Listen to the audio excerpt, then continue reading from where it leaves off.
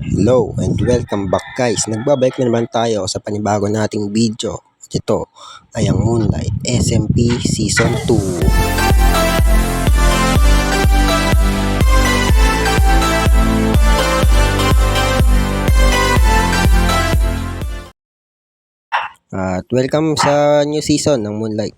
Siyempre, as usual, pupunta na tayo dito ng mga puno.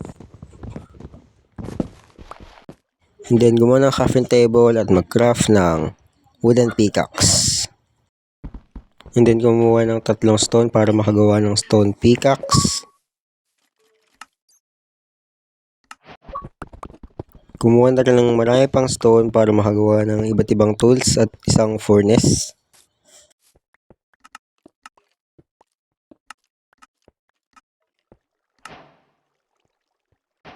May coal dito, so siguro kunin na rin natin itong mga to. Di ko abot kaya akit muna tayo dito ng bagya.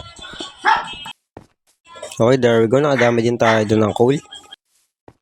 At may isang problema ngayon. Wala kaming bed at hindi kami makakatulog para maskip ang night.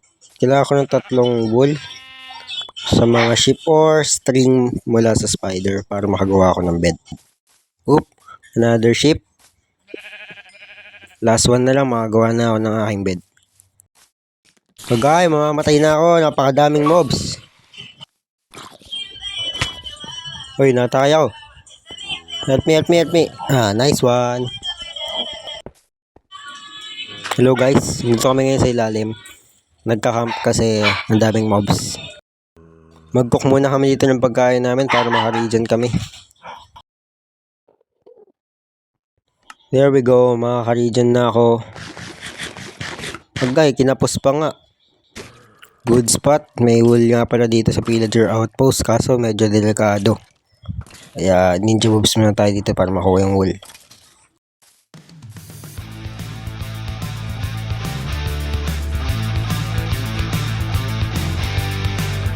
Okay, pahingi ako nito.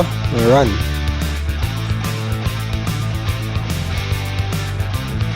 Hindi ako patayin please. Nakakuha na ako ng mga wool. Makatulog na ako.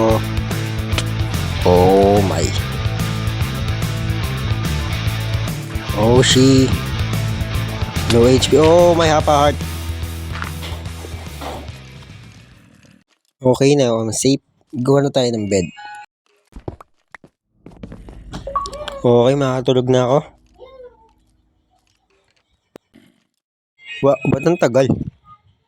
Wala palang 1 player sleep, guys. Okay na guys, naka-add na ako ng 1 player sleep. Nakatulog na rin ako. Ngayon, maghahanap pa tayo ng lugar kung saan tayo pwede mag-base. Pero bago yun, magluluto muna ako ng pagkain ko kasi mamatay na naman ako sa hunger. Pupunta muna ako dito ng puno, tapos hanap pa tayo ng base natin. I mean, ng lugar para sa base natin. Okay guys, napakaganda na itong lugar na to. Pwede na siguro tayo dito, may lava pool pa para magawa tayo ng portal mamaya. Daming kabayo dito. Gagawa na lang ako dito ng maliit na camp siguro. Lagay din tayo dito ng mga chests para ma-store natin yung mga items natin. And now, kailangan ko na mag-mine for iron kasi wala akong armor at hindi ko pa kayang pumunta sa nether. Ooh, may cave dito. Kaso ayoko explore rin kasi baka mamatay ka agad ako.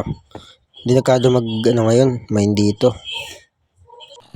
So, ang gagawin ko siguro ay mag-strip mine na lang sa Y15 para sa mga iron bed. As also, mga stone.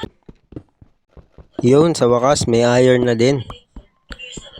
Magagawa na tayo ng bucket, tsaka pickaxe. There we go, nakahanap tayo ng jungle, pero wala pa ring water. Kanina pa ako paikot-ikot dito sa may lugar ko at wala akong makitang lake. Siguro, babalik muna tayo para matulog din. Next day, maghahanap na naman tayo ng tubig.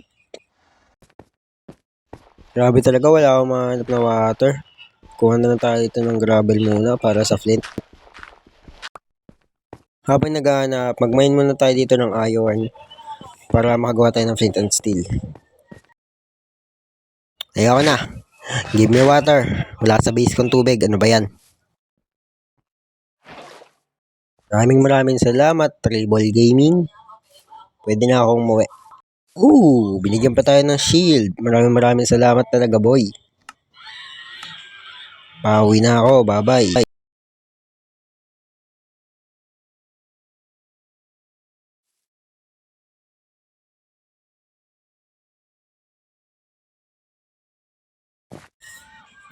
Okay, matutulog muna tayo and then mamaya gagawa na tayo ng portal dahil meron tayong water bucket. Speedrun portal na lang muna kasi wala pa tayong diamond sa ngayon. Hindi mo na ako mag-i-strip mine. And it's done. Ngayon, sisindihan natin. Pero hindi mo na tayo pupunta. Alisin natin lahat ng gamit natin. And then, check natin kung ano yung spawn. Hopefully, hindi siya Crimson Forest. Okay, Nether Waste yung spawn. Kaya maganda rin naman. Bigyan muna natin ng bamboo si Tribal Gaming, guys. There we go. Successfully teleported. Asan siya? Nasa mine. Ito na po yung inyong bamboo. Maraming salamat. Ayan na. Bumalik pala sa akin, guys. Ay, balik tayo. Gusto pala niya ng melon seed. Sige, bibigyan ko siya, guys. Ayan na, boss. Andyan na yung melon seed. Uwi na ako. Nagpa-TP nga rin pala si Zombie. At di ko alam kung bakit. Kung anong gusto niyang gawin dito sa base ko. Pero binigyan ko siya ng bamboo. After a while, nakahanap tayo ng onting iron. At ito na ang first piece natin, which is chest plate. There we go, mine shaft. Kuha tayo ng mga rail dito kasi magagamit natin sila sa pagka-transfer ng mga villager. So, ayun, nakawin na tayo sa base at wala ako ni isang nahanap na chest. Pero marami naman ako nakitang iron kaya lulutuin ko na sila para mga full iron armor tayo. Magpaputol muna tayo ng ilang mga puno dito kasi kailangan natin sila sa ibibuild kong bahay. And also, gagawa na maraming shovel kasi magkikilala ako dito ng mga grass or dirt kung ano mang gusto niyong tawag doon.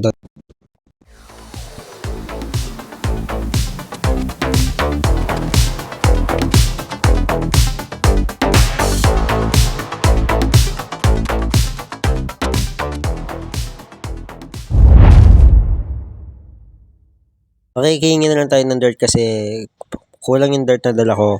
I think hindi sasapat to para magawa tayo ng malaking platform. Napakadami niyang dirt sa chest. Talangin ko muna siya kung lahat ba to. Okay, dahil okay lang naman daw kung kunin ko lahat, edi kunin na natin. Bakit ba sa tuwing uuwi ako sa base ko lagi ako natutulog?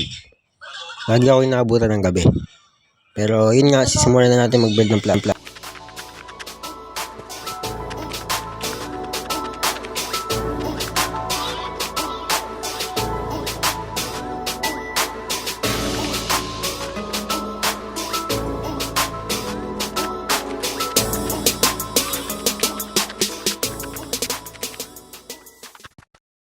So, ito guys, nakagawa na ako dito ng maliit na platform at dito tayo magbibuild ng ating base. Titipid ko muna si Rizzy kasi may bibigay siya sa akin. Okay, dito na siya. Baka malaglag ka. Yun na, carrot. Malaglag pa. Paunahan pa kayong pumulot, bibigay mo ba? Ayaw mo. Yun, bibigay naman pala eh.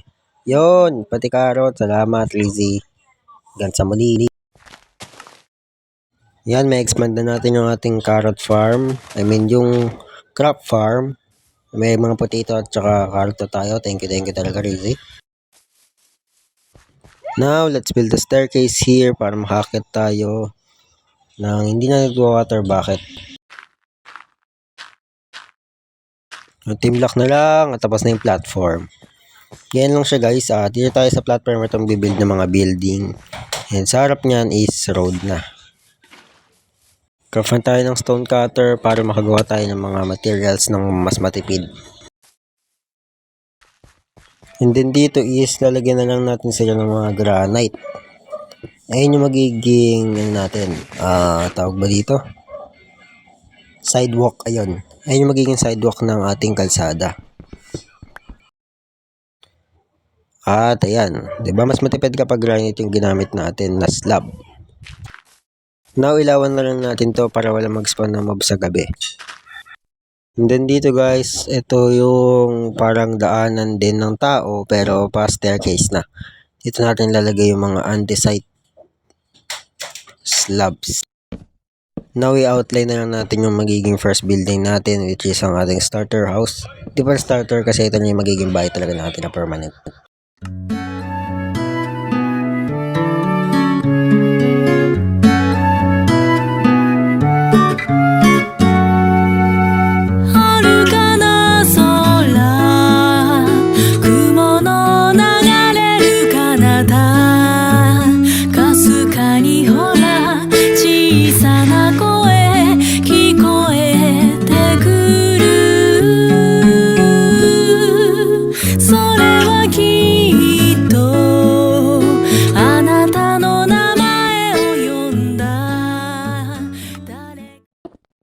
Tayo na guys, ayun ang itsura niya. Simple lang at wala pa siyang outline na exterior.